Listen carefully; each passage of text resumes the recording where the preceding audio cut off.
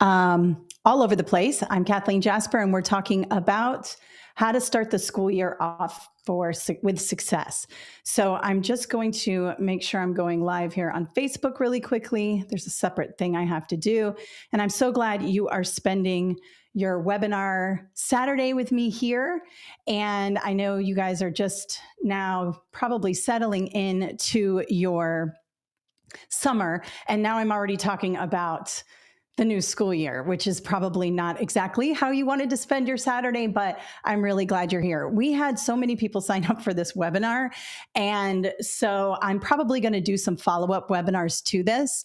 But today we're going to talk about some fundamental things you can do as a new teacher to start your school year off with success. So one of the main things that you can do is focus mostly on classroom management. So I'm going to spend a lot of time on classroom management today, but then I'm also going to talk about some tools you can use, including ChatGPT, and some other things you can do to manage your time, be positive, and all of that stuff in the classroom. So I'm just going to hop over to my chat and just say hello. So I see Sandy, Joyce, Tess is in the chat right now. Tess is a team member here at Kathleen Jasper, LLC, and she's going to answer questions because there are going to be a lot of you in here because we had like over 2,000 people sign up for the webinar. So not everybody will be watching live.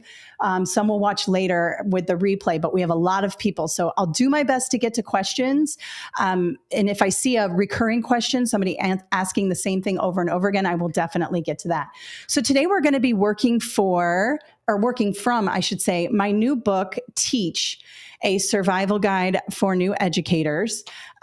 This book, I was really nervous to write this book because normally I write test prep books, and that's my wheelhouse is test prep and textbook type books. But this book was a lot of fun to write, and I'm excited. I'm probably going to write a follow-up one. But this is like an overarching guide to new teachers or teachers who want a little more help in the classroom. And it's just got a lot of things that you can use, how to establish your philosophy of education, how to manage your time. There's a whole big chunk. Most of the book is on classroom management, lesson planning, teacher evaluations, even some tried and true strategies that I used as a teacher. So just really quickly, just to give you a background on me, and then we'll jump right into it. I obviously own and run Kathleen Jasper LLC with a small team of dedicated people whom are amazing. And I started off as a substitute teacher way back in 2007. And I wasn't sure I wanted to be a teacher, but my mother kept pushing me to go into teaching because she was a principal. She had been a teacher her whole life. And I was like, I do not want to be a teacher. There is no way. So, but she convinced me. I started substitute teaching and I really liked it. Substitute teaching was really hard. Let me know in the chat if you're a substitute. And, already starting with substitute teaching, I was able to land a job as a permanent substitute or a long-term substitute at a high school. And I was running cross country with the coach there on the weekends. He had a running club and he kind of brought me in and became my mentor. And I became cross country coach and I became the long-term sub because a teacher had retired in the middle of the year.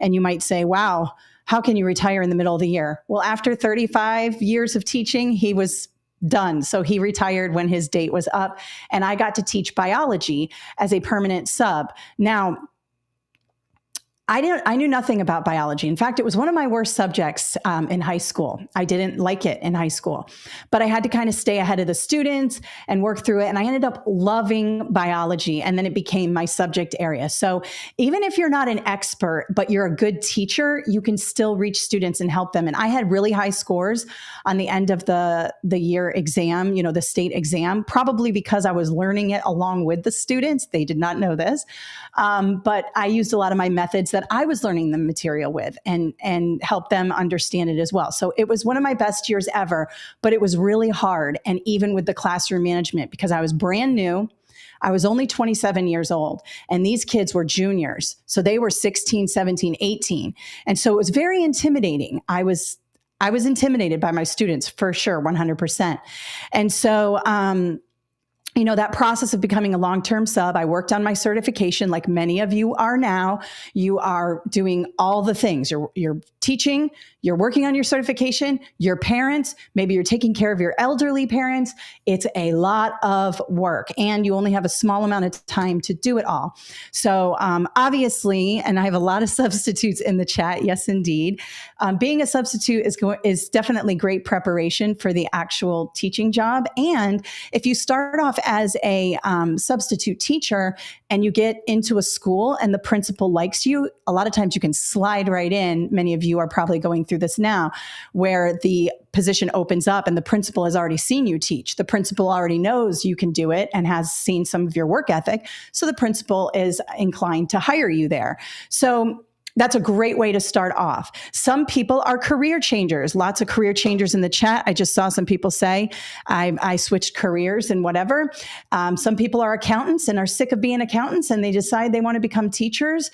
And then other people go to college to get an education degree. There's always a pathway to certification. Today, we're not going to talk about certification or the test. Today, I want to talk about how you can set yourself up for success. Okay. So again, I'm going to be really taking the information from my book. Just really quickly, Tess is in the chat. She is going to be providing you with the link to that. But here is the book here on Amazon. It's free on Kindle Unlimited. So that's really great. It also comes in paperback and it's on regular Kindle. So if you just go into the chat or the description in the on social media, if you're watching on Facebook, YouTube, LinkedIn, or wherever else I am, you can get it in the description and it'll take you there. Okay. So let's first discuss the few things I'm going to talk about. The bulk of it's going to be classroom management. We're going to start off with that. Then I'm going to talk to you about time management, some ways in which you can manage your time, because a lot of new teachers are buried and veteran teachers. Everybody's buried. I'm going to show you ways in which you can alleviate that, not completely, but at least give yourself a little bit more time. And I'm also going to talk about ChatGPT. I'm obsessed and I really believe, that this is a tool that's going to help you. And I think you should embrace it. It's my opinion that new technology, if we learn how to use it, can benefit us and our students. So I'm going to show you how to use it. And then I'm going to talk about just being positive and kind of trying to stay happy in an environment right now that can be very challenging. I live in Florida, and many of you have seen the news and see what's going on here in Florida. And it's been a challenge, but we need good teachers. We need people to stick it out and focus on students and try to stay out of the fray as much as possible. So I'm going to talk to you a little bit about that today. All right. So let's talk about classroom management, because this is the question I get all the time on my social media and everything else. I believe that in order to start your school year off for success, you should have a very clear, concrete classroom management plan, and you should be committed to that classroom management plan. I've learned over the years from my own mistakes that without a solid foundation of classroom management, nothing else can happen. So the learning is not maximized. Students are frustrated. And to be honest, when you have a very chaotic classroom, the students don't like that.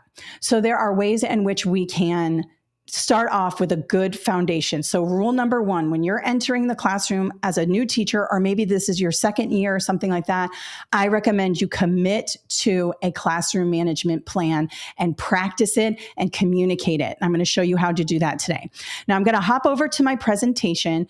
You will get the presentation in a follow-up email. If you registered for this webinar, you will get the presentation in a follow-up email after. So don't worry about trying to download it and everything now. Just follow me on my screen, and then you can download it later and look at it. I know some people want the physical presentation, so I have it in a PDF and all of that. So we're going to hop over to the presentation. Just follow along. You can download it later. Okay, so let me go ahead and share my screen here.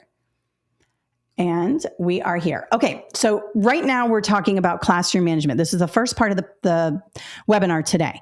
So one thing you want to do is commit to a classroom management plan. That means that you are going to do this before you do anything else. Okay, so when we have solid classroom management, it's like the foundation of building a house. And without it, the house crumbles. And those of you who have been struggling with classroom management know it is so frustrating. And it can send you into your car crying at the end of the day because you just can't get the kids to do what you need them to do. So first off, I want you to commit in that you are going to practice procedures and routines and norms in your classroom before you move on to any learning. These things need to be perfectly run before you crack a book. And I'm going to show you how to do that in the beginning of the year. But don't just think of this as, oh, we'll talk about it on day one and then we're just going to move on to everything else. No, please, for the first week of school, especially if you're elementary school and you have a lot of little ones and a ton of procedures, lining up to the door, going to special centers, all of that. Middle and high school, you've got entering the classroom, you've got whole group instruction, cooperative learning, all of that. You have to be committed to practicing these routines and procedures before you even get started. And you might say, well, my principal wants me to get going on the learning standards. Tell your principal that you are mastering classroom management before you move on to learning. Any principal who is an instructional leader will understand that this is important, okay? So we are going to commit.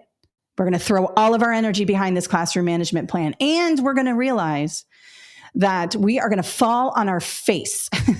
We are going to fail. Some things are going to work, some things aren't. Some things are going to click right away. Some things are going to take a lot of practice. This is not something that you roll out and everybody does what you say and it's all perfect, okay? We're going to commit to the plan, and we're also going to understand it's going to take time and a little bit of failure and a little bit of resilience, okay? The next part here is to communicate. Not only are we going to commit, we're going to explicitly communicate our expectations to students, okay? Remember, nothing is common sense. Please, please, please, nothing is common sense. I assure you, even when working with adults. So I have experience with working with students, obviously in the classroom. I also was an assistant principal. So I have experience being the discipline. I was the hammer at the school. The discipline at a high school level, we had about, 1,500 high school students. And I also have experience delivering professional development to adults, to teachers. And even with adults, it's not common sense. You have to communicate what your expectations are. So we're going to do that. I'm going to show you how to do that. The next thing we're going to do is we are going to model. So it's not good enough to just say, here are the steps, guys, okay? Everybody look at this. This is what you're supposed to do. Got it? Good. No, we're going to model. Okay, now watch me. I'm going to show you what to do. That is an essential step in communicating and delivering a classroom management policy. And then, of course, we are going to practice. And again, it takes as long as it takes. Commit to the practice. Commit to doing it again and again and again. Now, let me just share a quick story with you today about my own experience in this and to show you that it works. Now, I taught high school. And when I came in, I had a class that was so hard. I'm not going to say they were bad. They were really difficult. And they knew I was a substitute and that I was coming in to replace a teacher. They also had already had 5 or 6 substitutes before I came in. So there was absolutely no structure. And these kids were tough. A lot of them were on behavior IEPs. They were older. They were 17. I was young. It was so hard. And they weren't doing what I said. And I was so frustrated. I didn't know what to do.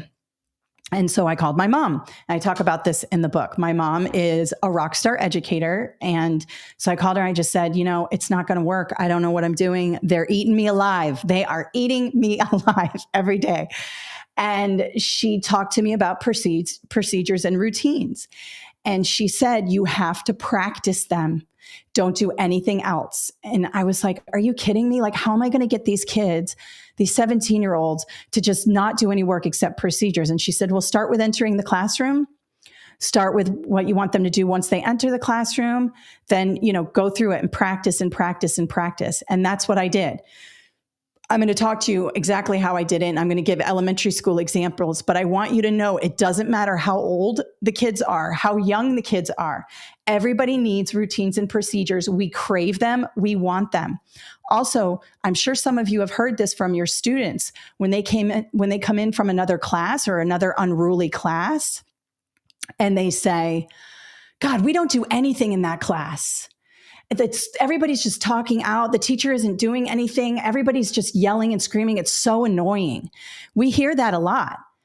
So don't do that. You might think, oh, all these kids want to do is just goof off. They really don't, but they need to be shown how to act properly in class. Okay. So let's talk about how we do that today. So let me go back to my presentation. All right. So we're going to commit. And again, I talked about this already. We're going to do a few things before we start the year. You are going to figure out your classroom norms and then your classroom procedures. Now, your norms are a little bit different. Your norms are going to be things like being respectful when other people talk, not putting your hands on somebody else. You know, those general overarching principles, right? Those are the norms. Those are the things you want everybody to do, including yourself, during class time. The routines and procedures are the things students do when they enter the classroom, when they put their backpack down, when they do the bell ringer on the board, when they get up to go into group work or cooperative learning, when they rotate through centers. Those are the procedures and routines. So we kind of have an overarching norm structure in our classroom, and then we have a smaller segmented, a bunch of different procedures and routines. And again, if you're elementary, you're going to have a lot. There's a lot of ways in which students have to operate in the classroom. Now, what I want you to do before you start the school year is to map these out. Think in your head, and I just did a video on this on YouTube. Think in your head, what are the things I want my students to do? So the norms are kind of simple. Be on time, be respectful, do our best, 3 norms, and I'll talk about that in a minute. But think about the procedures. How do you want them to act when they walk through the classroom? Step by step, walk over the threshold. Put their backpack on the hook, put their lunchbox in the cubby, go grab their folder, come back and sit at their desk, open their folder.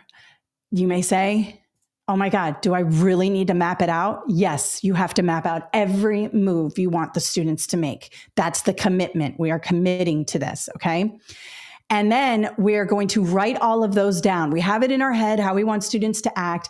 Then we're going to write it down in a step-by-step process so we can evaluate it. Okay, did I miss a step? Are they doing too much in this small amount of time? Then once you look at that, then I want you to walk through the procedure on your own in your classroom. And here's why. You got to see if logistically they work. So you have the students come in. If you're high school or middle school, they probably just come straight in and sit down. Okay, that's all right. But if you're elementary, they probably have a backpack they hook up, they put their lunchbox in their cubby, and maybe they pick up their folder. Well, if the table that they pick up their folder at is too close to the door, there's a bottleneck, right? So that's going to cause elbows to start flying. That's going to cause disruption. So you're going to want to pace the kids around the room. Maybe you move the folder table to a further place. So when they hook their backpack, they have to walk a little ways and make room for the others coming in. These are all things that are part of the plan that have to be in place. And as the students do the procedure, and this is later, you can see if there are any roadblocks and adjust accordingly. But that's why you can't just think of them in your head and go, oh, I want them to do this. Map them out, write them down, and then walk through them yourself and how you want them to do that, okay?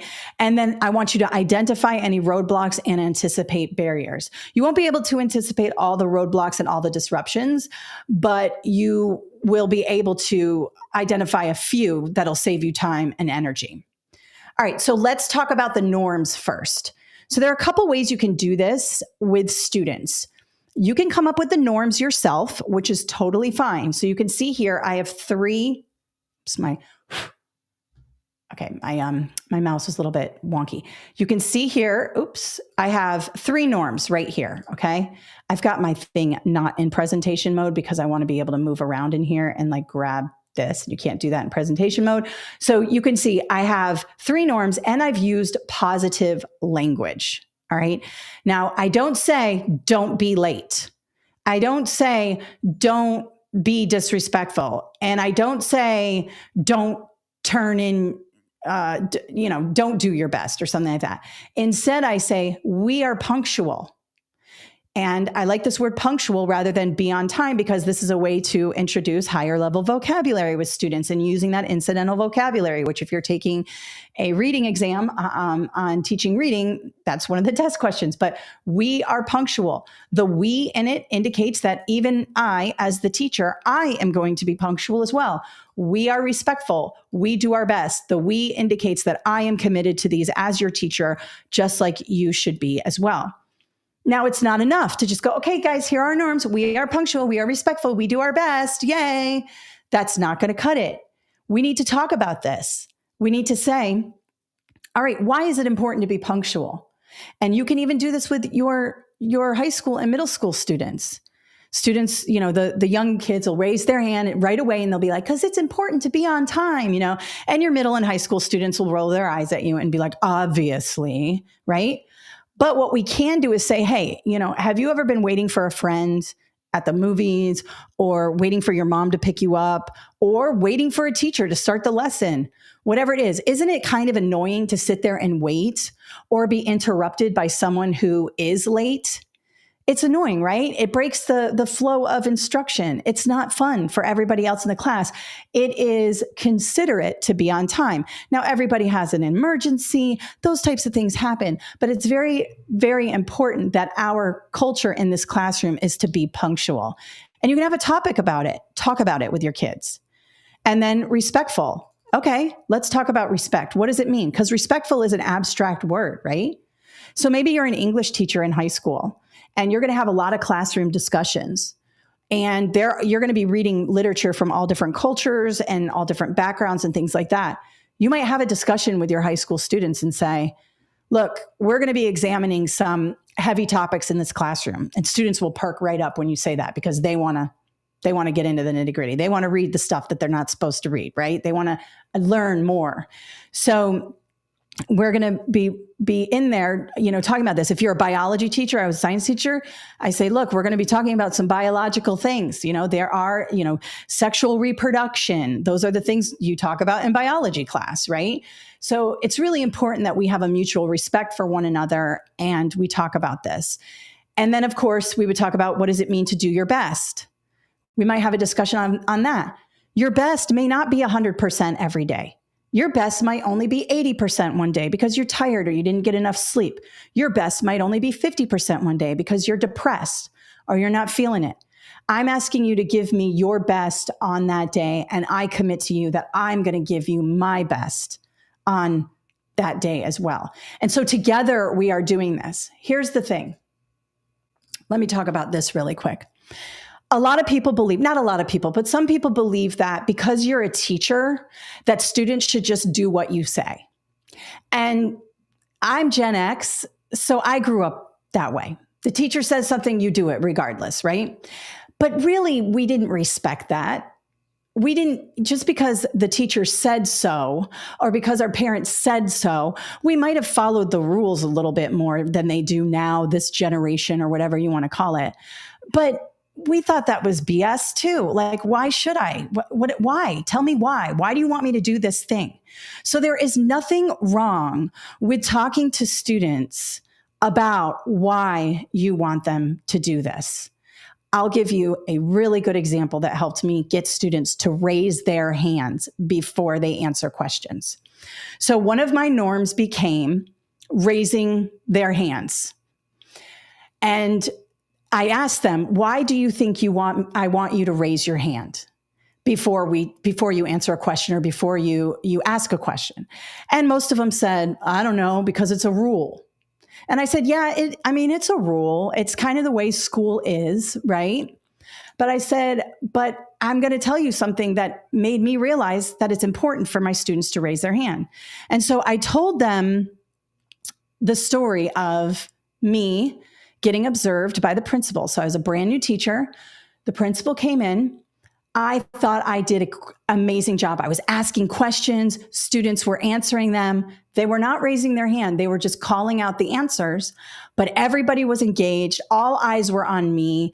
They were looking in their book. They were saying things out loud, and I thought I killed it. And so I'm telling the students this. I said, and then I went into the principal's office to debrief after my evaluation because like you take tests, we get evaluated. It's the same kind of thing. We're getting, that data is being collected on us. And so when I went into the principal's office, he said a lot of nice things that I did, but he said to me, you got to cut down on unison responses. And then I asked my students, do you guys know what a unison response is? And they were like, no. And I said, I didn't either. I'm brand new. I have no idea what a unison response is. And the principal saw I had no idea what a unison response was. And so I said, well, what is that? And he said, when you allow students to just yell out the answers or do unison, all in unison, say the response. And I was like, oh. And then I was like, well, why is that bad? And he said, because the same 3 or 4 kids keep answering the questions that you ask. And the other kids who maybe don't want to answer or who don't feel like they want to jump up and yell out the answer are kind of left to sit while the same kids answer the questions over and over again. And he goes, and it elicits low-level questions because in higher order questions that you ask in the classroom, students are going to need a minute to think about it.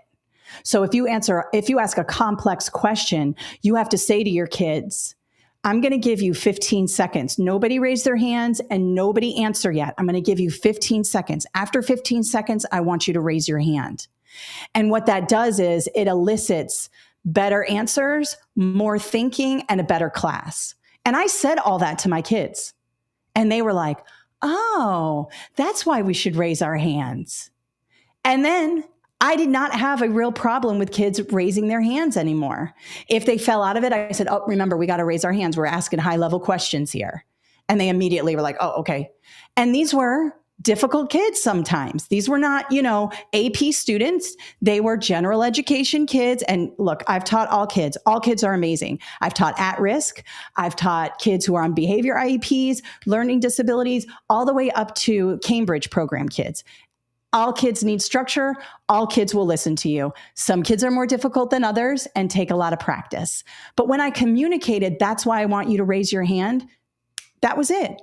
And so as you are kind of going through this with your students, it's okay to say why. Why do you need to stop and look at me when I'm talking? Here's another example. I was going through a norm. When I come to the front of the room, I need everybody to stop talking. And also, when I'm presenting, I need absolute quiet. And I may say, you might think that's because I'm just hard on my kids in my classroom. But the real reason is I have ADD and I can't think. If you're talking in the back, I'm immediately going to what you're saying. It completely throws me off track. And so in order for me to be the most effective teacher I can be, I need you to be looking at me when I am speaking and not having any side conversations. And we practice that procedure over and over again. And they got it. They're like, oh, I got ADHD too. I totally get it, So it's okay. You don't have to make yourself totally vulnerable where you tell them your life story and every ailment you have. But if it's applicable and it will help you to communicate that to the students, that's important. Saying it's because I said so is not enough. Our leaders today act like total buffoons on TV. There is no decorum. There is no respect. And so when you say to a student, I'm your teacher, you should respect me, that doesn't, just because you're an adult, adults are not acting properly out in the world or on TV. So that thing doesn't work like it used to. So now it's about communication and building relationships with your students. So those are just a couple of examples in where I actually communicated why to my students and it really worked. You can have those same types of conversations with elementary school students. You might have to use, easier language or something like that. But you can say, why is it important to raise your hand? Why do we do that? Is it just because it's a rule or is there a reason? And get the discussion going about the procedures and routines. So when you come up with these norms and when you come up with these procedures, they become like an assignment and a class discussion on their own. Because remember what I told you, you should be doing classroom procedures and routines and norms for at least the first week of school, especially if you're elementary. If you're middle or high, it should be, I believe it should be the first week of school. You might feel a day or two is good, but really you could build activities around this. You could bring in articles of why when students raise their hand, their learning increased so-and-so percent. You can read stories about classrooms if you're an elementary school teacher. There's a way to build in the dialogue about the importance of this and still learn and achieve your goal of students doing these procedures and routines. All right. So we have this overarching view. So step one is I committed. I am going to commit. I don't care how long it takes. I don't care how many times I fail. I am going to get these kids in their procedures and routines, and I'm going to do it until it is perfect so we can have an awesome year. Okay. The second thing we did is we mapped out all the things we want our students to do. Think of it like a lesson plan. Okay. On the first day, we're going to talk about the norms in the classroom, what I expect, and we're going to practice entering the classroom. That's going to be our first procedure. Okay. Day 2, we're going to go through our centers procedure. Day 3, maybe high school biology, high school science. Day 3, I'm going to talk about lab procedures and safety in the science classroom. However you want to break it up. But the first week of school, a lot of experts say the first 2 weeks of school, but I will say the first week. I know we have to get going, but first week or two of school, we are practicing those procedures and routines. So now that I have them all mapped out and I know what days I'm going to go over what procedures and routines, and I have them listed in simple language, now the kids are coming in. It's the first couple of days of school, and we start to do this dialogue. All right, guys, here's what we need to talk about, and we start it. Now, on the board, I have the step-by-step process. So we've talked about our norms. We know the general respect and being punctual and all that we need to be in the classroom. Now we're going to go over how do we enter the classroom. And on the board, you have it listed out for high school students too. This is my expectation. Let's talk about it. Step 1, walk over the threshold with a positive attitude and ready to learn. Okay. Try to leave whatever happened out there. When we come in here, we've got a job to do. So I want you, when you walk over that threshold, that you're ready to work and you're ready to engage in the lesson. And I'm going to do the same thing because I go through things all the time too. I'm going to leave all that stuff out there and I'm going to give you my 100% focus. I'm going to do my best. Okay. Next, if you're elementary, you walk them through the steps, right? Put the backpack down, the lunchbox, whatever it is, whatever your procedure is. Okay. If you're high school or middle school, you need to have them have something to do as soon as they walk into your room. Because what happens when kids have downtime? They talk, they elbow, they smack the kid's hat off of his head. They put their headphones in, they put their hoodie up, they start going on their phone. You have to anticipate that. So here's what I did every day. There is a bell ringer on the board. When you walk over that threshold, ready to learn, quietly and respectfully, you come in, you sit down, look to the board, there will be a bell ringer every day. Now I have to commit to that. I have to make up a bell ringer every day. And I used to do it for the week. It's fine. It's a couple of questions. Have them read something in their textbook related to the work they're going to do that day. Maybe it's a list of vocabulary words. I don't care what it is. Make it relatable. Do not make it busy work. Because they can fish out busy work like nobody's business. They've been getting busy work since the beginning of time. It needs to be relevant and rigorous enough. Also, make it rigorous enough so that they're not finishing too soon. You need 5-7 minutes to take attendance and get ready. And you need it quiet. So the bell ringer is on the board. Okay? Then they come in. They sit down, they open their folders, whatever it is, they do the bell ringer on the board. You also emphasize that this is individualized work. You are not talking to your partner. You are not talking to the guy behind you. You are doing this on your own. And finally, it's graded at the end of the week. If you don't grade things, especially in high school, they're not going to do it because they have 8 classes and they're trying to prioritize their time. As teachers, we have tunnel vision. We're like, biology class, my class is the only class that matters. It's not true. They have 7-8 different classes. So they're going to prioritize what they do. So make it a grade. It doesn't have to be a like where you sit there and grade every word. It can be participation, where on Fridays you walk around the room and you check their bell ringers while they're doing their Friday bell ringer. You can do that. With makeup work, you just have them make up the bell ringer. I always had them on my Google Classroom, like the bell ringers for the week, so they could access them at home. It's only a 5 to 7 minute activity, but if you grade it and it goes in the grade book, they're more likely to do it. All right. And you might even give them an incentive. If you do all your bell ringers for 3 weeks, I'll take your lowest test score off the books, something like that. There's lots of ways to incentivize kids to do this. Okay. The other thing you need to do is anticipate that students will finish early. Nothing worse than planning an individual activity and having 20 kids finish and go, I'm done. What do you want me to do now? What am I supposed to do? What's going on? I'm going on my phone. Get something as a follow-up. When you finish, do this. Okay? And that's the bell ringer. That's entering the classroom. Now, for the elementary school kids, you might have something in their folder that they need to get started on. It could be a bell ringer, just like I said. They obviously enter the classroom for the first time in the morning and they stay with you for the most part. With high school and middle, you're doing this every 50 minutes or every hour, depending on how many classes you have, okay? That's a procedure. Now, I've written it on the board. I've communicated it to my students. I've asked them questions about why. We've discussed why it's important. I need time to take attendance. I need it quiet. I really appreciate your cooperation in this. And then it's like, okay, let's practice. Take them outside. All of them. Take them all outside. I don't care if they're 18-year-old kids. Get them outside. Have them come in and practice the procedure and routine.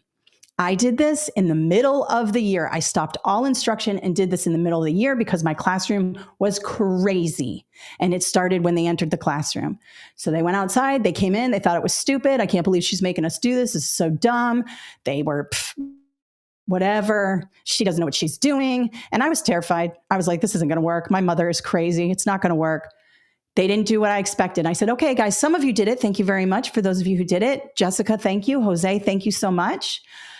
But it definitely didn't meet my expectation. Calm demeanor. I'm not yelling. Let's go ahead and try it again. Let's go outside. So they go outside. They come back in. They do it. Still not to my expectation. They still think it's stupid.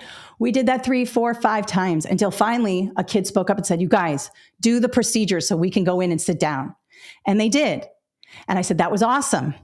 You did it. And I celebrated them. And then I said, okay, now what I want you to do is do it one more time just to solidify the procedure.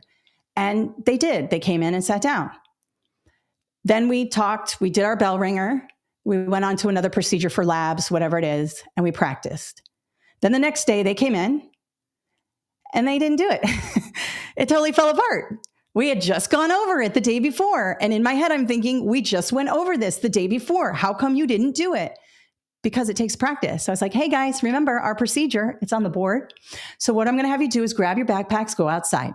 And then it only took one more time and they came in. The next day it was better, still not to my expectation. So I took them out again. We did this for 3, 4 days until they got it. And they did. My classroom, they knew to come in, sit down and get ready to do the bell ringer. And that was it. Now with elementary, they're probably not going to think it's stupid. They're going to do what you say for the most part, right? But for middle and high, you've got to be committed. And I was terrified. I thought they were going to stab me with their pencils, but they did it. And then from then on, they came in the classroom properly and they slipped out. Middle of the year, they start coming in rowdy and things like that. I'm like, guys, we're slipping. Let's practice the procedure. And they're like, oh my God, I can't believe she's making me do this. Okay, fine. They go out, they do it, they came in, and you just reinforce it in that way. That's just one procedure. That's why it takes so long to get these things in their heads and practiced. Now, another thing you can do with elementary school and middle and high is to model it first. So before I took my students out to do that procedure, I showed them how I wanted them to do it. Okay, here's what I'm going to do. I walked in all happy, ready to learn. I was a little kooky about it, a little sarcastic, whatever. Sat down at a desk, looked at the board, took it out, pretended like I was doing it. And then I sat quietly and waited. And I said, that's what I want you to do. With elementary, you totally model. Grab a kid's backpack, ask them to use the backpack, hang it on the hook, go to the cubby, show them, tell everybody, okay, eyes on me, watch me. And they see how you do it. Model it, practice it, communicate it over and over and over again until they get it, and do that for every procedure in your classroom. Now, beyond that, you're going to have behavior issues. And somebody is asking me in the chat, what about that one student who has an ongoing behavior problem? How do you address it? Okay. So again, I've had different types of students. I've had students who refuse. I've had students who, want to be disrespectful. When I was an assistant principal, I had 12 students bark at me in the hallway. That was a tough day. The first thing that I'm not going to do is get in the mud and start yelling at students. So the minute you lose your cool, you lose the power you have in the classroom. Now, that does not mean I have not lost my cool in the classroom. Former students will tell you there were a couple of days there where I let it rip and I got loud. As an assistant principal, there were days I lost my cool as well. And I look back and I think, I should have handled that differently. There were ways I could have handled it differently. So if you have that one student who doesn't do it, first off, one way in which you can start with behavior is start praising all the students who do it. So if Jessica does it, I'm using just generic names here. I apologize. I know you have much more interesting and awesome names, but I'm going to go with Jessica and Jose for context here. So let's say Jessica and Jose come in and they do it properly. And I'm like, Jessica, Jose, thank you so much. You might throw them a piece of candy. That's okay. Extrinsic rewards work. Don't use it all the time because it loses its luster. But you might say, wow, Jose, you nailed that. Here's a Jolly Rancher. Thank you so much. And you praise the students who are doing it well. So that's called positive behavior support. You're focusing more on the positive behaviors. Now, I know there's going to be that kid who doesn't do it. And so you might walk over there to the kid while students are maybe milling around doing what they need to do. And you might ask the student, hey, what's going on? You're having a hard time with the procedure. What's up? And he's like, well, I don't want to do it. Okay, you can give him a choice. You don't have to do it. But I am grading this participation today. So you can take a 0 if you'd like. Or you can sit in the back of the room by yourself. Or you can do the procedure. What are you going to do? And give them a choice. And if he says, I don't want to do it, and say, okay, no problem. Go ahead and sit into the back of the classroom. Don't take anything. Just go sit in the back of the classroom. Or it might be that you have them sit outside or whatever. I would say don't call administration because one kid doesn't want to do your procedure. You have to handle this in your classroom. So giving the student choices is good. You might also say to the student, hey, I've seen you do some really amazing things in this class. You think you can give me, some of your effort here today, because I would really appreciate it. Sometimes talking to them and figuring out what's going on helps. Hey, what's going on? You having a bad day?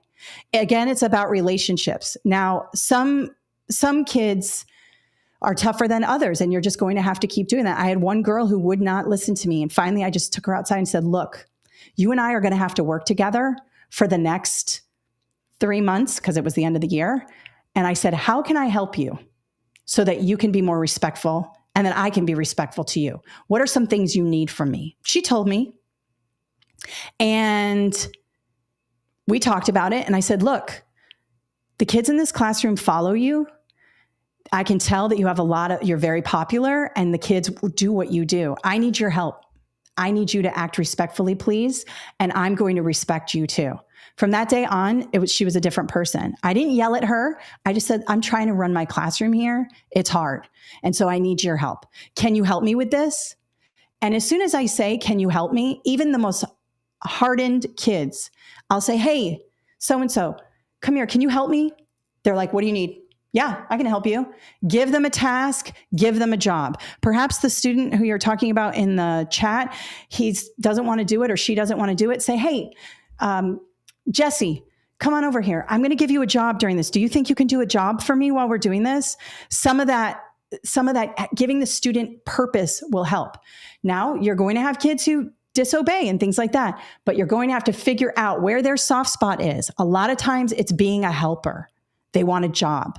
They want to do a little bit more. And then when they do it, you are like, oh my gosh, you totally did it. Thank you so much. Well done raising your hand. Thank you. Thanking them, giving them praise, that's going to help. And keep doing it. Keep trying. They're not going to do it on the first talk you have with them. You got to keep trying different things. Okay. Somebody said I had a student like that. I wish I would have done that with her. I was finally at my wit's end. I was going to talk to her like a human being. Like, she's 17 years old. I mean, I was 27 and I was like, look, we got to work together. What do I need to do to help you? Help me, help you, and just sometimes honesty will help. Just be honest, not too honest. You don't need to give them your life story where it's inappropriate, but you can say, hey, I'm new at teaching. I'm trying to do this and things are going really well, but I noticed that you are just having a hard time with me. What can I do? And they'll usually be like, well, I don't know, nothing. And I say, okay, well, how can I help you? What are some things that you need from the class? And they might give you some answers and say, okay, I'll definitely do that. Thank you so much. Let's try to work together. And she still contacts me. We're friends. So she's older now. That was a long time ago. All right. My classroom had a couple of students like that. Honestly, I lost it some days. This is so helpful. Look, if you lose it, you lose it. It's okay. Try again tomorrow. I've lost it. I have lost it. There was a year where I was pregnant and I was so sick. And I had the hardest class. I taught intensive reading to 18-year-olds. And the curriculum was elementary curriculum. That's what they gave us for intensive reading.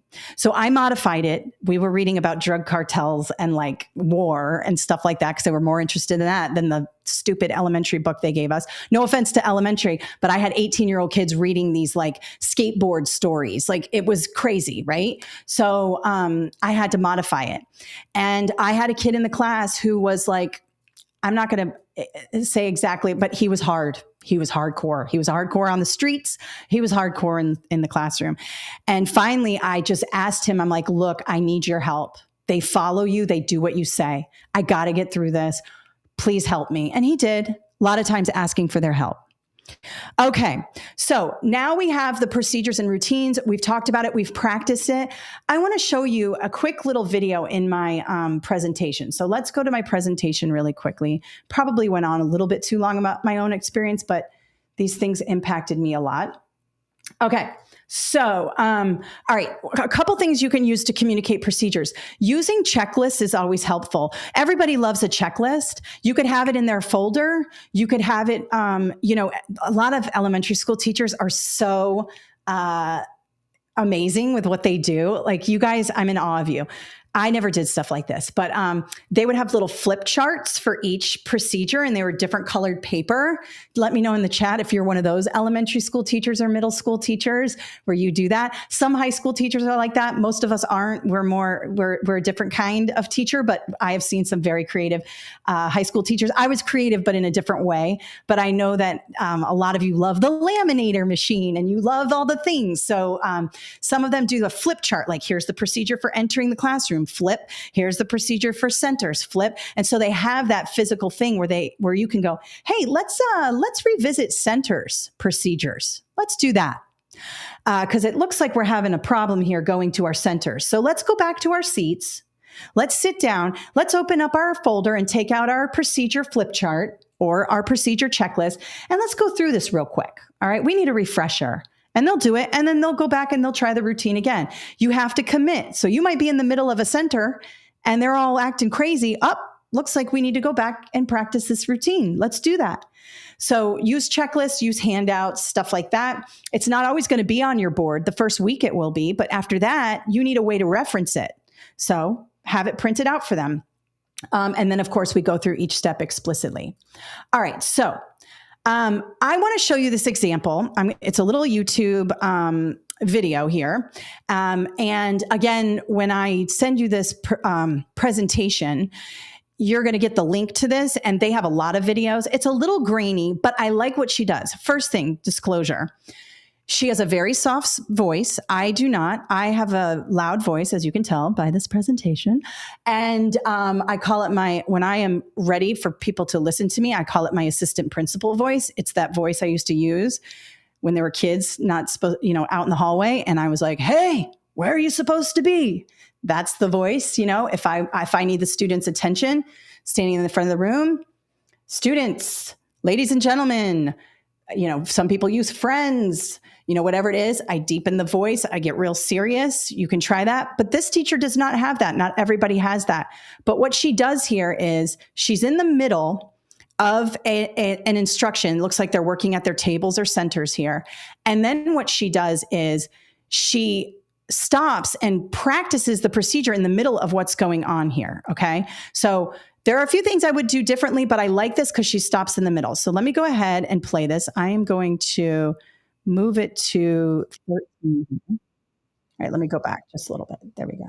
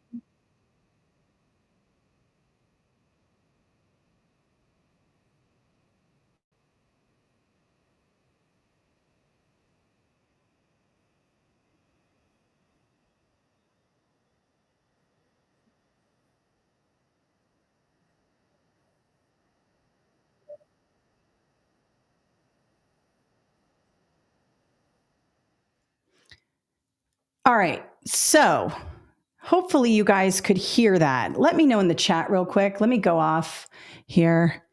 Let me just see. No audio. Okay. Let me explain it really quickly. Okay. Sorry about that. Let me, you can watch it in let me explain that really quickly. Sorry. Okay. No audio. Got it. Okay. So here we go. This is what she did. And when you play it in when you get the PDF, you will be able to hear it. Okay. But you guys can hear me now, right? Let me know in the thing if you can hear me now. Can you hear me now on my mic? Let me know. Okay. So basically, what she did was they were in the middle of a thing. They were in their little centers and their groups. Okay. All right. You guys can hear me good. So they were in their centers and their groups. Okay. And she rings a chime. So this particular teacher rings a chime. I've seen teachers on TikTok use a bell, like a doorbell that rings somewhere. They hang it around their necklace. So cool. But there's a procedure that they practiced. So at the beginning of school, they ring the bell. And when they ring the bell or they do the chime or they stand, mine was just to stand in the front of the room. I didn't have a chime. But when they do that, they're supposed to stop and look at the teacher, right? And they've already practiced it. But what happened was she was in the centers, they were doing their groups, and she rang it, but people didn't stop. Now, did she go, well, you wouldn't know because you couldn't hear it, but this is what she didn't do, okay? So she didn't say, hey, I rang the chime. What are you doing? Hey, you, stop. Hey, over there, stop. No, she didn't do that. She rang the chime. She waited. Some kids did it right away. Some kids didn't. And she was in the middle of a lesson and she said, okay, so it looks like we need a little more practice with the chime. So let me show you what I want you to do when I ring the chime. We just need to review it. And she rang the chime and then she stopped and looked at the students. And she said, what do you notice about what I did there? And they said, you stopped and didn't move a muscle. So her procedure is probably like, don't move a muscle, right? For elementary, don't move a muscle. And they said, yeah, I see that. And she said, okay, yeah, exactly. I didn't move a muscle. Let's try it again. So go back to your work, doing what you were doing. And she's in the middle of her lesson. They're working on stuff. And she stopped to practice the procedure. And then they said they're working, blah, blah, blah, talking. She lets them go for a second and she rings the chime and they do okay. It still takes them too long. And she goes, that was almost there, but still took, a couple seconds too long. Let's try to make it instantaneous. And then she lets them go, get them going again, talk. And then she rings the chime again and they stop. And what she did, you couldn't hear it, but you will when you download my presentation. She says, that was instantaneous. Thank you so much. That's it. And so notice she practiced the routine in the middle of a lesson because when she rang the chime, they didn't meet that expectation. All right. So, and yes, Joyce is saying it's classical conditioning. It is indeed classical conditioning. It is, every human does it. We do it in sports. We do it in school. Adults do it. Elementary kids do it. It works. Now, some people are talking about the wireless doorbell. I've seen it. It's so cool. Wireless. They have it, some bell in the classroom. And when they click it, it goes ding dong and all the kids go. It's so crazy. Now, for high school or middle school, I didn't use a bell. What I did was I practiced the routine of, and I let students know when I come to the front of the room, if you are in groups or you are, working on your stuff or you're talking or whatever, when I stand at the front of the podium with my hand up, it means I need your attention on me. Let's practice. And so I let them go for like 5 minutes, just talking to their friends, doing whatever. It got loud. I let them get loud. I let it be totally authentic. And then I walked to the front of the room and I stood there. And some people stopped. Most of them did not. And I said, okay, that doesn't meet my expectation. Remember, I need an instantaneous stop. Do your best when you see me. It's now my time. You can have your time, but then I need time when I stand in the front of the room. So I let him go again, talking loud. If the principal had come in, he would have been like, what are you doing? And I would have said, I'm practicing procedures. And so they talk, I stood in the front of the room. They got better and better. And before you knew it, that was a practice procedure. And when I stepped in front of the room, in front of my 17, 18-year-old kids, some of whom were the biggest behavioral problems in the school, they stopped what they're doing. And it wasn't because they liked me more and they didn't like this teacher or whatever. They did what I said because I communicated procedures and routines. We practiced them and I praised them and showed them I appreciated them when they did it right, period. So you're always going to have an outlier. You're always going to have a kid who doesn't do what you say. But if you commit to this plan, I promise you it's going to reduce 99% of the issues you have. And you just got to keep practicing. If you're a brand new teacher, these are hard things to do. You got to commit and you got to understand that it's going to take time. All right. Okay. All right. Well, I'm glad you guys are finding it helpful. Sometimes these things, a lot of you are happy to hear this stuff. I take for granted that I knew this, but I remember when I was first starting, I'm like, how am I going to get these 18-year-old kids to do what I say? Oh my God, this is a nightmare. I'm never going to do it. Right. And, the same thing happened when I became an assistant principal. There were some things I needed to change about my practice, about my way that yielded lots of results. And I'll talk about that in a subsequent webinar when I talk about assistant principals. Okay. All right. So that is the basic thing about classroom management. Now in the book, I'm going to do a shameless plug here.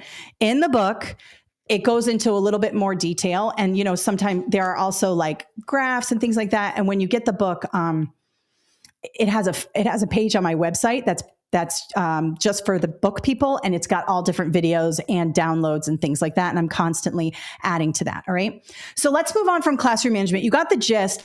Please commit this year. Tell me you're going to commit.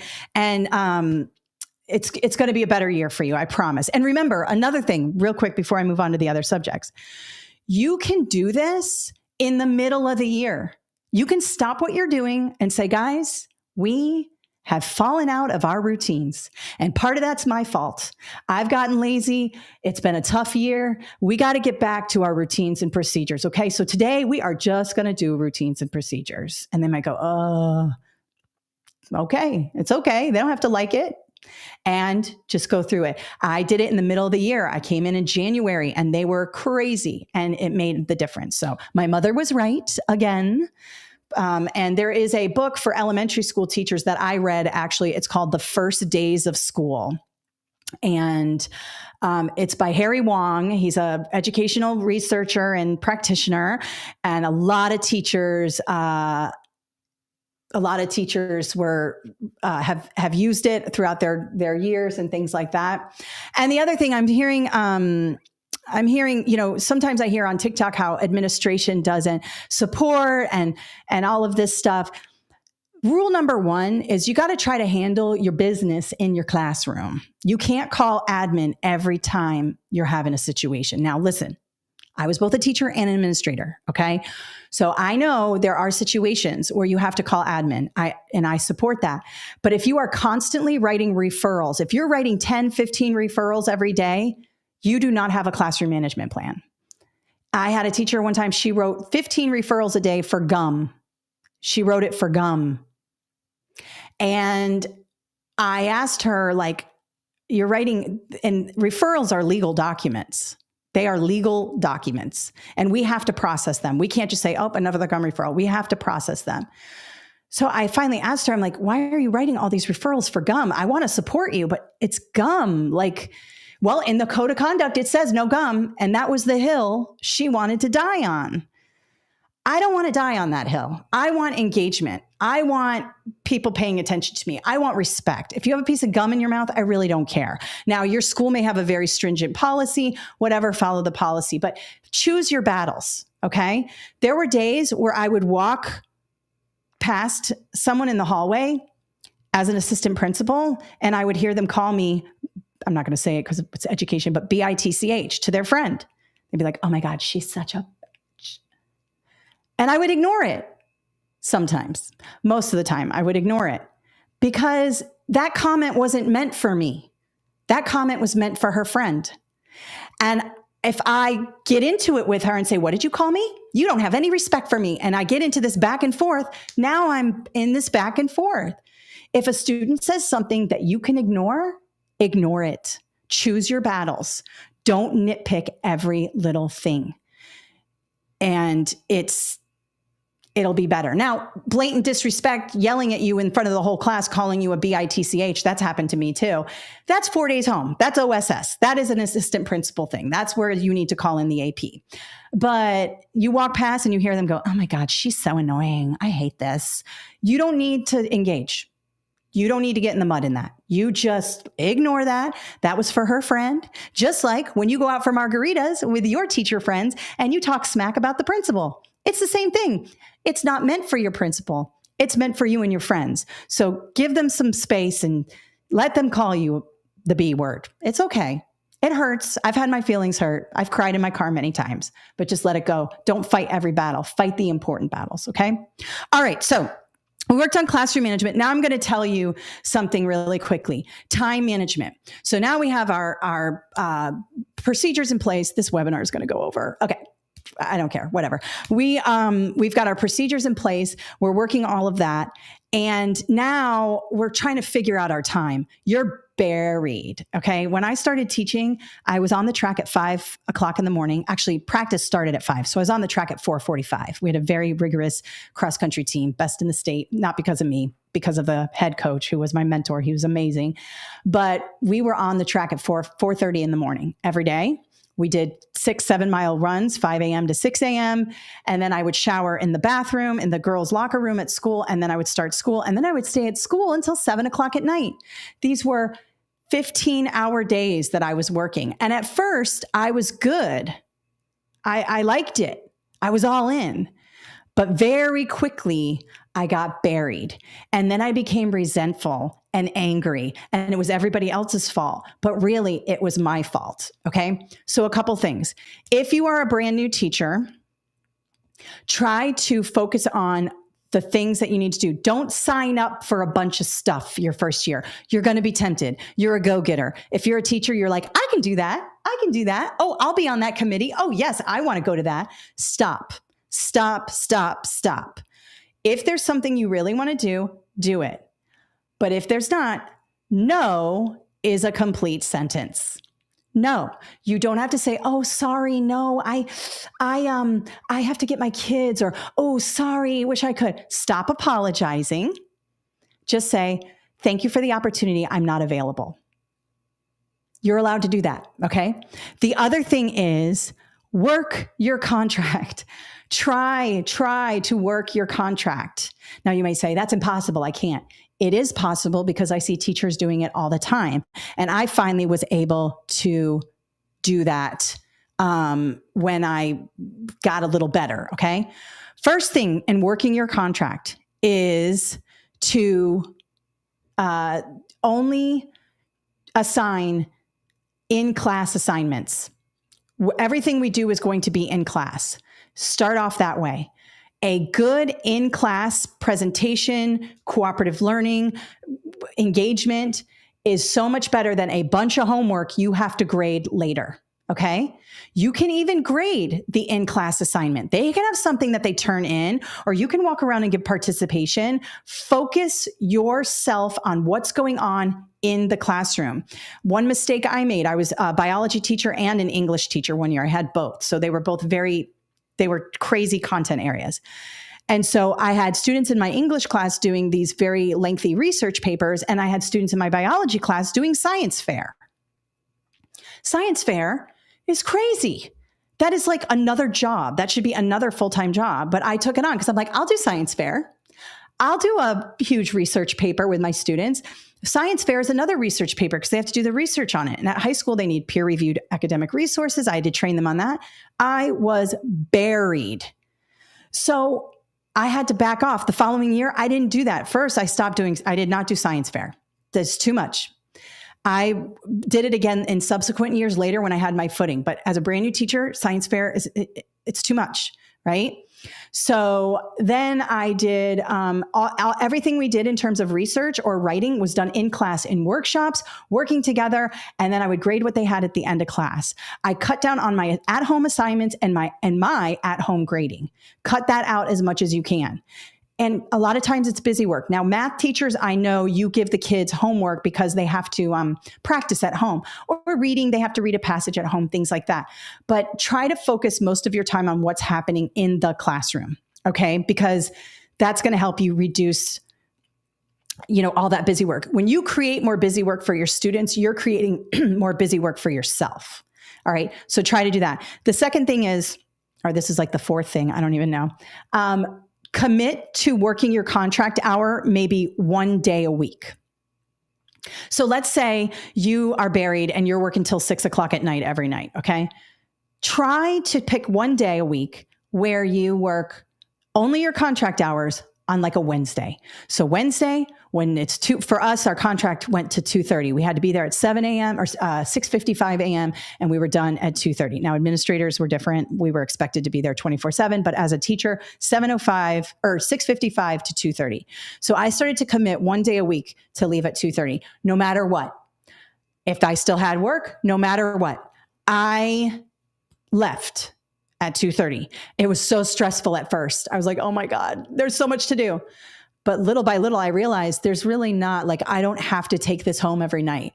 Were there still times I had to take some work home? Yes. But one day turned into 2 days, turned into 3 days, turned into 4 days. And before I knew it, I was working my contract hours more frequently.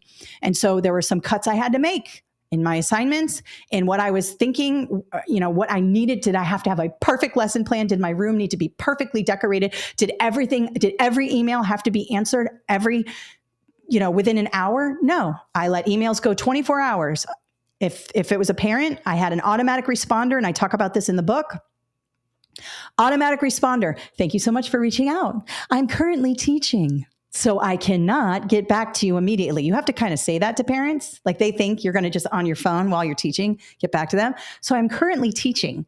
I will respond to you within 24 hours, which is totally reasonable. Okay. If there's an emergency, please contact the office. I mean, if they have an emergency and they need their kid, emailing you isn't going to do it, right? So they can contact the office. If not, I will get back to you within 24 hours of the next business day, because on weekends, I'm not responding to emails anymore. Don't do it. And don't give parents your phone number. Don't let them text you, because they're all going to text you. You got to have boundaries. Have boundaries. People like boundaries. So just put that autoresponder on. Now, if it's your principal, obviously you're not going to be able to do that. If your principal sends you an email, my principal used to like to do this. See me. See me. He would do that to me all the time.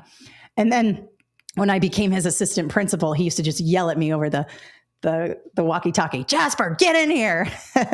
So if it's your principal, you have to respond, obviously. But if it's a parent, you have 24 hours. And then another thing I do, which I talk about in the book, is I time block email time. I have an hour in which I go through the emails I need to go through so that I'm within that 24-hour response time. The other ones can wait, and I have an hour. I even do that now with my emails in business. I try really hard to get to my emails one block time. And If it's an emergency, they'll call the office and they can figure that out. Okay. So time block email, work your contract. There's more ideas in here as well. There's some templates and things like that. Okay. Some people are talking about cell phones in the classroom. I knew this was going to come up. So let's talk about that really quickly because I skipped that. It was on my list here. All right. Let's talk about cell phones. I'm jumping off, but then I'm going to get back to time management. Okay. So cell phones in the classroom. Here's the thing. They can't keep cell phones out of federal prison. Federal inmates have cell phones. You're not going to keep them out of your classroom. It's not going to happen. Some teachers do a few things.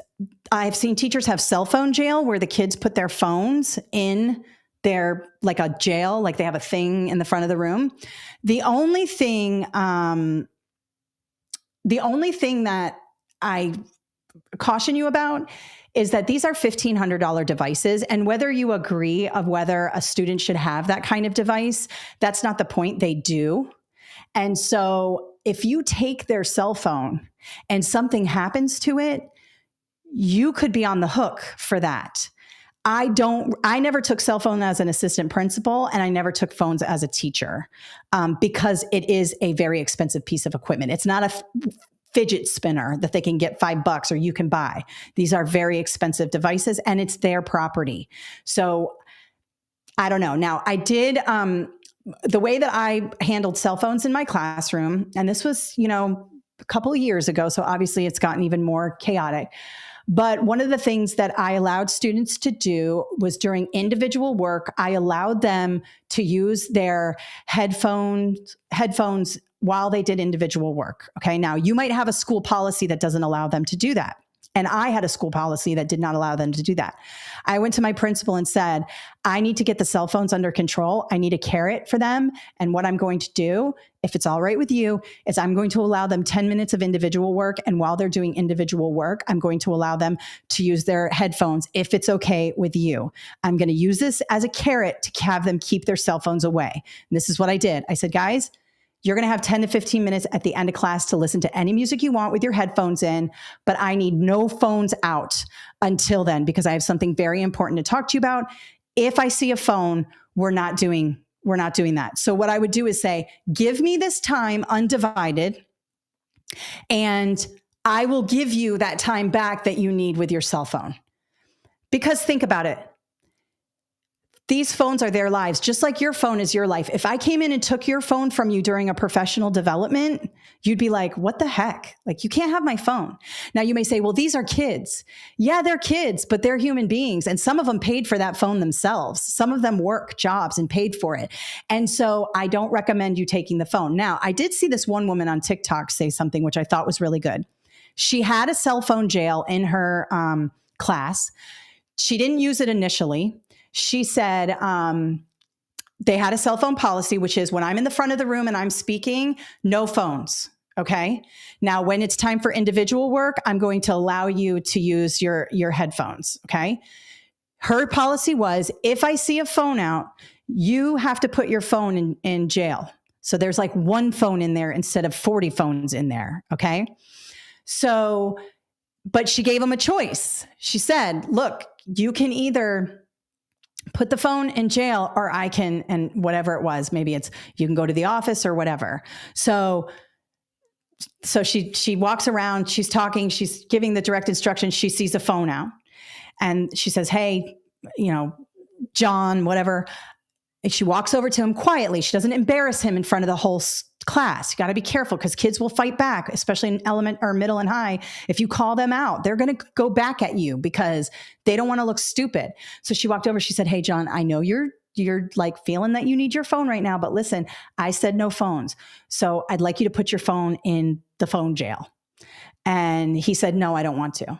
And she said, okay, but I'm going to give you a choice. Either put it in phone jail or I'm going to send you to the office for insubordination. And I said, it's up to you. It doesn't bother me either way. Like I'm no hard feelings, but if you don't put your phone up there, I'm going to send you out. Because she's asking him to do something and he's not doing it. So it's insubordination. And at that point, it can be considered something enough for the assistant principal to jump in on. And he chose the phone jail. She also emailed out the policy, and I think this is important too, her cell phone policy in class. So you have to come up with something that's going to work. I say incentives work. Give me 15 minutes of undivided attention. I'm going to give you 5 on your phone. Now, your principals may not like that. They may say, no phones. Then you got to work with what your principals say. I went to my principal and said, I need a policy in my classroom that allows them headphones. These were my at-risk kids. These were the hardest kids. I said, I got to give them a break with some music. They like it. They'll do what I say if I can give them some music at the end of class. And he approved it. He said yes, but I gave him a rationale as to why. Rick is saying he had a teacher who provided a charging station. Yes. This is great. I've seen that. Teachers have charging stations and it's like pockets. That's awesome because it's an incentive. They can charge their phone and most of them are on 0% anyways because they're on it all the time. But the thing is if a cell phone gets lost, if something happens, it's on you. So you just got to weigh the options. All right. Cell phones are here to stay. You got to figure out a way to work with them. I did a lot of activities using the phone. If we were doing a whole group instruction and I had a real complex question, I'm like, all right, guys, I'm going to give you 30 seconds about this question. I gave something like, how is the DNA molecule structured? And they're looking at me and I go, well, take out your phones, Google it, get me an image. Let's see if you can explain it in 45 seconds, find that information. And they would like frantically go on Google and look it up. And they would say, okay, it's the double helix and it works this way. And I'm like, good. Okay. And I would have some questions so that they have the phone in hand, they're using it. And then I would say, okay, put your phones away. Now we're going to do something else. And so sometimes giving them a little bit will help, but it is a tough situation that you're dealing with cell phones. Got to figure it out. A lot of people say be more interesting than the phone. It's hard to be more interesting than the phone. But I'll tell you that students would rather be doing an amazing classroom activity than being on their phones. I know some of you will say, no, that's not true. Kids get sick of their phones too. Find a way to get that balance. And again, that comes down to procedures and routines and a mutual respect for one another in the classroom. All right. So thank you for bringing up phones. Again, practice, figure out what works for you. Okay, so now let's talk really quickly about lesson planning. So we just talked about time management, emails, protect your time, all of that. Work in your contract. You're going to do your best. And again, I have more stuff in here. Let's talk about lesson planning. So many of you will get buried in lesson planning. And I have been experimenting with ChatGPT for lesson plans. Now, I don't know what your district policy is on ChatGPT. I come from the school of thought that we should be using technology and using it for our benefit. Other people disagree, but I'm going to show you the way I used it in order to save some time, and hopefully it'll save you some time. This is not in the book because the lesson planning part is in the book, but ChatGPT isn't because I got done with the book in November 2022. It was published in February. And ChatGPT was just hitting the scene and I didn't really have any information for you on it, but it's here now. So let's have a look. So a couple things about lesson planning. Here's one thing that I did.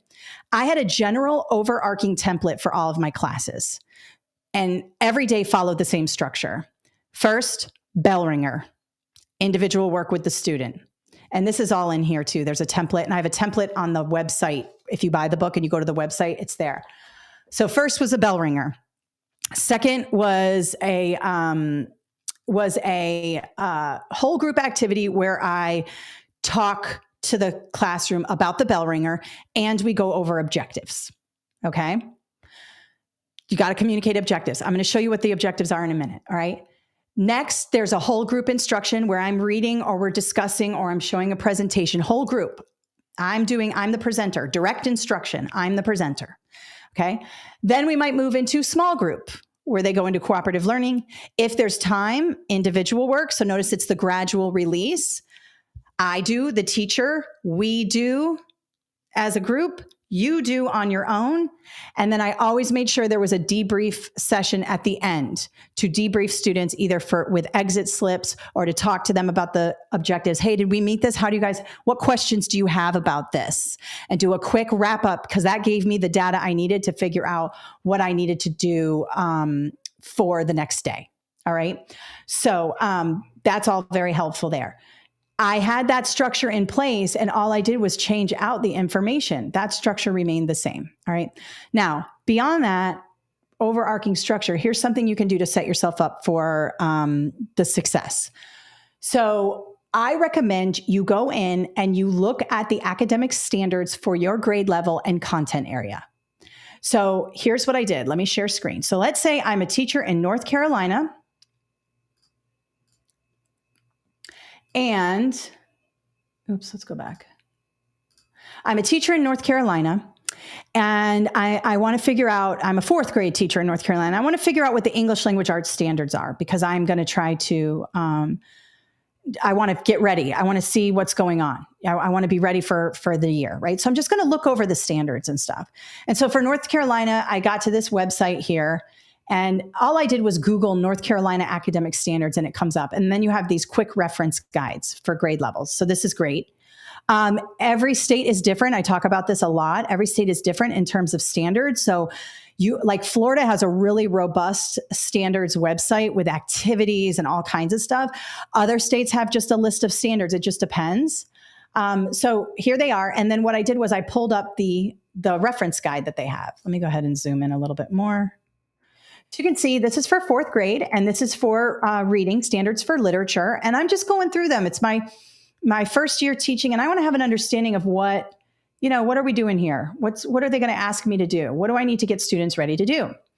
Now, they might also have, let's see if they have, let's Google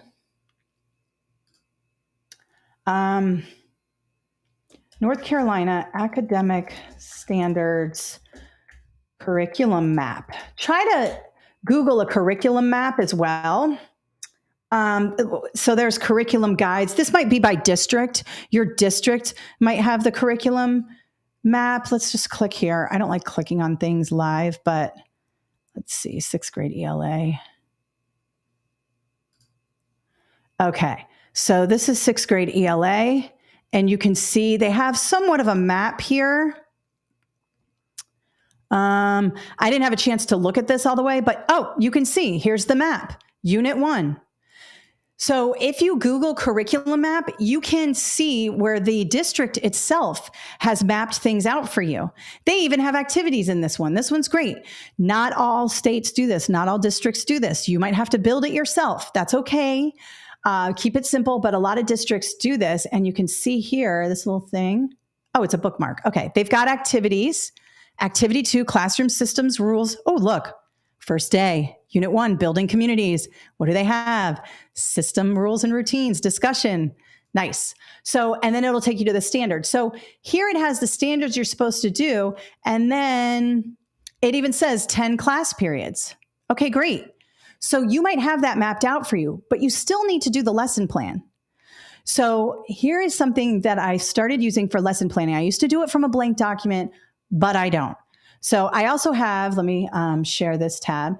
These are also just the straight up standards. Let's say North Carolina didn't have a curriculum map and all I had were the standards here. That's okay. Don't worry about it. You can lesson plan without it. Okay. So let's go to, what I did was I grabbed this standard here. Let's say you're in your curriculum map. Let me share this tab instead. Let's say this is your curriculum map for 10 weeks. Okay. And you're going to start off with this standard here. So you would use this as your standard. Here's what I did. I went into ChatGPT and I said, let me go up to the top here. I said, please write me a lesson plan for the week, because a lot of us have to submit these for the week. That includes 3 objectives. So I want it to write the objectives for me. Whole group, small group, and individual instruction. So not only do I have the objectives, but I have what I want to do, whole group, small group, and individual. I also want to include accommodations or modifications for struggling students and use the following standards for this lesson plan for this week. And then I put the standards here. Now, in order to hit enter on ChatGPT without it submitting to ChatGPT, you just hold shift and hit enter. So after I wrote this, and then the colon, I held shift and hit enter, and then I pasted my standards here, okay? It'll usually read it regardless, but just to make it one giant prompt. Okay, So it said, all right, no problem. Here's a lesson plan. So it gave me my objectives. I mean, this took 5 seconds. Gave me the materials. I didn't need all that, but it gave it to me. And then it gave me my day 1, day 2, day 3. But notice what it did here. It gave me whole group instruction on day 1, small group instruction on day 2, individual instruction on day 3. That's not what I want. I want a mixture of whole group, small group, individual instruction for each day. So I needed ChatGPT to expand on this a little bit more. So what I wrote here is I said, I tried it again with the same prompt. It didn't work. So then I said, please expand on the daily activities so there are more activities each day. So ChatGPT took that and just gave me the activities because I said, please expand on the activities. So I would still need to grab, sorry to make you dizzy, I would still need to grab the weekly objectives because it already did that for me.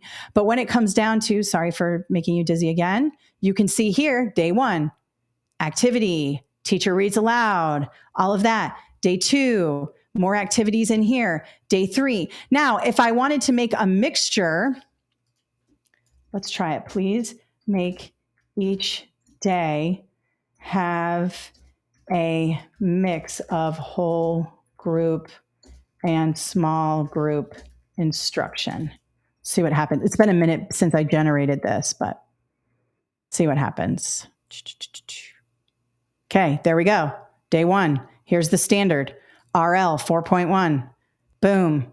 There's my activity. Whole group, small group, back to whole group. Homework. Whole group, small group, back to whole group. I could have had in there do an individual or something like that. I might even say, there's other things you can do. You can say, please write me an exit ticket for these particular standards or these particular objectives. So notice here, not only is it writing the plan for me, which is great, but it gives me ideas of what to do. How many times have we sat there and said, I don't know what I'm going to do this week? This will help you just generate the ideas. This is not cheating. This is working smarter and not harder. You're still going to have to check. You're still going to have to make sure that this is aligned to the standards. You'll have to go back. Just don't take it face value. But you can see that, and they got the accommodations here. This might help you with if you're not sure how it's going. Oh, shoot. Was I not sharing? Oh, I'm so sorry. Let's try it again. Okay, so I took this standard here. I am so sorry, you guys. Hang on. God, live. It does this thing where I can't share the tab. Okay, let's try it again. So what I did was I have my thing here. I'll edit the video later to cut this part so it jumps right to here. But so I've got my thing here. Please write me a lesson plan for the week with 3 objectives, whole group, small group, and individualized instruction. And then I have the standards here. So something that you do, notice if I want to, I'm going to, this whole thing here, I copied it and put it into my ChatGPT. And then it gave me the lesson plan. And it gave me my objectives. And then it gave me my days of the week and what I was doing. Okay. Now, these are too small for me on ChatGPT. I wanted something bigger. They gave me the accommodations. That's good. And they gave me some assessments, which is also great, right? But I need these particular days of the week to be more robust. This has just one activity. So what I did was I said, sorry to make you dizzy. I said, please expand on the daily activities for each day. All right. And so the ChatGPT said, sure. So now it broke up day 1, whole group, day 2, small group. Notice it has the standard here. Day 3, individual. But that's not really what I wanted. I wanted a hodgepodge of whole group, small group, and individualized. So after I got this, it was pretty good, but not up to what I want. Then I said, please make each day have a mix of whole group and small group instruction. And he said, or she, whatever, ChatGPT, it said, certainly, here's a revised version. And here it goes. Day 1. Here's the standards. Reading and Language Arts 4.1, whole group, small group, back to whole group, and then even some homework if you want to do that. I did it for day 2, delving deeper. Day 3, now it's an introduction to the next standards that I had. Whole group, small group, whole group here. And then day 4, and then review and assessment. And you can see that it gave me some assessments here to use. So this is a way you can use ChatGPT in order to plan your lessons. I apologize that I was not sharing screen earlier. I will edit the video so that we have, that taken out. So that's how you use ChatGPT. Super, super simple. Let's try it. Okay. So let's do it with this. I'm going to share this here, share this tab. Let's say this is my curriculum map. Okay. And I want to build let me zoom in a little bit. Zoom in. Here's my curriculum map for North Carolina. Okay. And I want to zoom in and I want to do probably this week. I'm going to do these two. This week, I'm going to do 2 standards, right? I'm going to do this. So I'm going to grab these 2 standards. I'm going to copy them. I'm going to go over to ChatGPT. I'm going to share this tab instead. Hopefully we're sharing. All right. And I'm going to say, please write me a lesson plan that includes objectives, whole group, small group,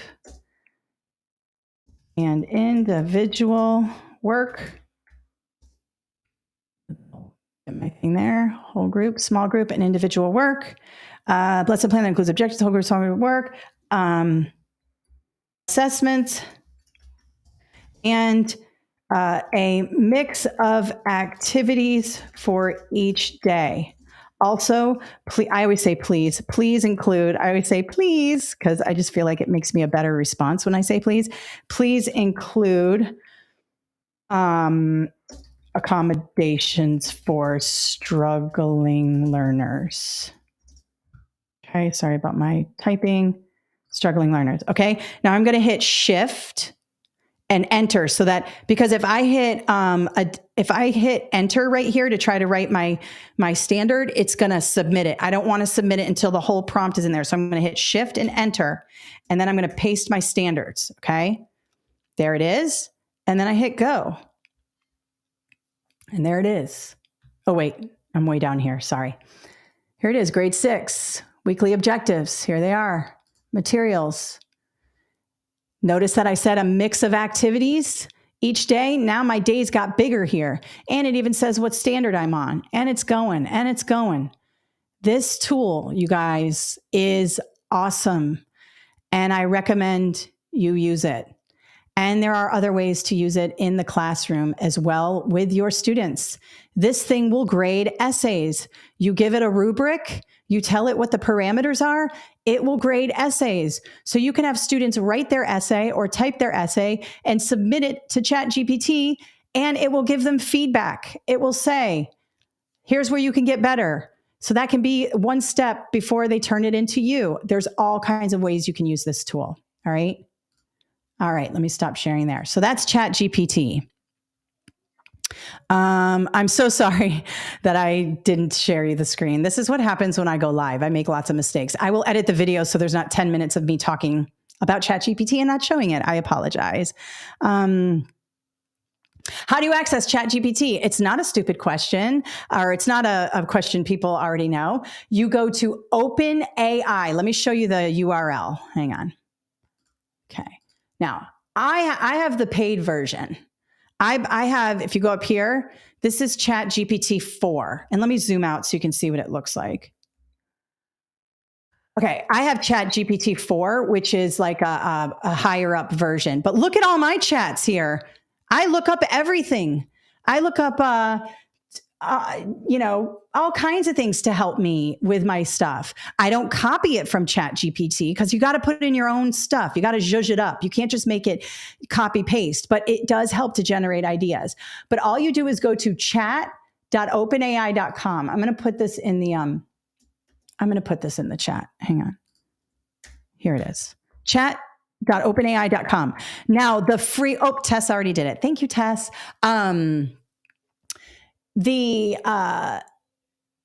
What was I going to say? The free version is just as good as the paid, except I use it so much that the paid allows you to do more searches. And you get more out of the paid. So I buy the paid, but, You don't have to. You can use the free. And there's all these other things that are plugging into it. Like there's so much it's crazy. I'm actually going to do some more training on that for everybody. All right. We're getting to the end of the webinar. So I know I've gone on and on and on. Yeah. Jody's saying, it's helping me with my alternate route courses. Yes. And then you change it to your own words. Yeah. I showed a student who is a friend of my daughter's. She didn't understand like this assignment. She goes to a pretty rigorous high school, and the assignment was crazy. I was like, whoa, because I taught English, and this assignment was pretty tough. But she goes to a private, heavily rigorous high school, so they really push them. So I said, well, look, use ChatGPT, and she's like, we're not allowed. And I said, I know you're not allowed to use it to write, but you can use it for information. So one of the things is she was confused about, she had to write a vignette type story about her own house using A House on Mango Street by Sandra Cisneros. It's a book. Many of you know what it is. Anyways, they had to write it in the same kind of context. So I said, well, ask ChatGPT to do it so you can see what it looks like. Just say, write a poem that's like House on Mango Street in the same vignette form about your own house. And so it did. It said, it wrote an example. Well, is she going to copy that? No, but it helped her understand, oh, I see what I need to do. And she wrote it herself, but the ChatGPT kind of gave her a little bit more information. That being said, some people are really against it. I am not. I think the more tools, the better. People said the same thing about the calculator when it happened. They said it was cheating. It's not. So either we adapt or we evolve or we die, right? So I recommend using this for your own benefit and helping students find ways to use it too. And there's a lot out there on how to use it. Okay, now the final thing I'm going to talk about starting the school year off for success is being positive. Being positive. So I'm not going to be toxically positive. I'm not going to be like, smile even when things are terrible.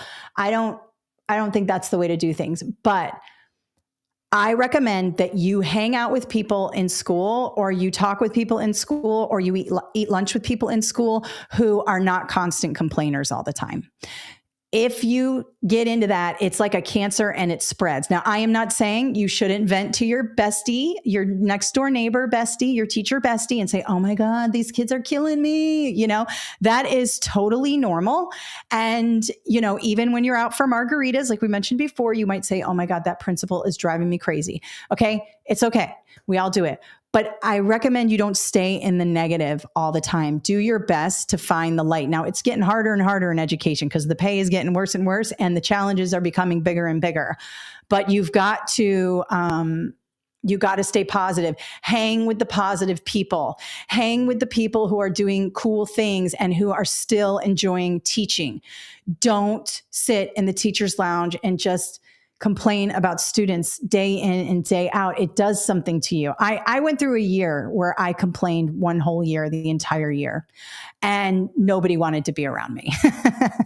I was pregnant and I was tired and I was mad and the kids were terrible and the principal was a jerk and nobody understood. And I made it my mission to let everybody know. And it bummed people out, man. Everybody was struggling. So try not to engage, that. Some people do keep to themselves. You know, after that, I had a really great mentor. So he snapped me out of it. He's like, look, Jasper, you are being negative Nelly. Nobody wants to talk to you. And I was like, oh my God, I didn't realize. Cause I was like, I just thought, you know, we don't even realize it. So stay positive and also hang with the people who are having fun and not taking it too seriously. Remember, you can do a lot of things, but you can't do everything. So say no and don't apologize. I am unavailable. Thank you so much for the opportunity. And don't give in to doing extra work and then getting mad at everybody else. If you don't want to do it, don't do it. It's okay. You only get paid. I don't even want to talk about it. You don't get paid a ton of money. Say no. I have family time. Sunday is family time. Saturday is family time. If you love coaching, do it. I knew a lot of baseball coaches and I loved coaching cross country. People love coaching. Do it. Do something else, you know, or don't do it and clock out at 2:30 and that's it. You decide, but try to be positive as much as possible. And the last thing I will say is don't spend a lot of time talking smack about your administration. I know it's tempting. I say this because I've been both a teacher and an assistant principal. When you talk bad about your admin team, it gets back to your admin team. You may think you're saying it in confidence. We know you're talking about us. People come up to us and tell us everything you say. just like if a student talks bad about you, the student comes up and says, "She said this about you."